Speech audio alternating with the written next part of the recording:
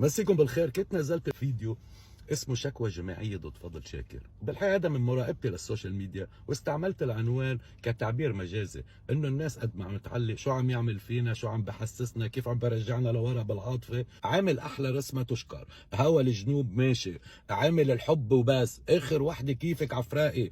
ولا هديك تبعيد شو قال؟ لعبت الشو، والله انت لعبت الفار، ولك والله عم نحس جون عم يلعب جوا ما حنا فاهمين شو هو. بالحقيقة والفيديو لاقى نجاح كبير، يمكن بيوم ونص عمل مليون مشاهدة واكثر من 2000 تعليق، مشكورين 2000 مرة. بس بالحقيقة تعليقات استغربتها. شي عم بيقول لك انت ليه بتكرهه للزلمه، شي بيقول لك انت ليه ما شايفه فنان. مسكت نفس الفيديو وعدته وحضرته 3 مرات، حتى حطيته على جوجل ترانسليت، حولته للصيني، حولته للتلياني، حولته لليوناني. قلت بركي في شي غلط عم قوله ما مفهوم. بالحقيقه طلع الكلام واضح وكله تمام، بس في تعليق واحد حبيته كثير. قالوا لك انت ليه غيران منه لفضل شاكر؟ معهم حق خيي، انا عملت احلى لقمه وهو عمل احلى رسمه، نجحت غنيته اكثر. وعم بحب الهوا الواحد صاير والله ما مزبوط، في فرق بالسرعات، ما تعرفش حتى شو عم تحب، يا ريتك عارف مين عم تحب.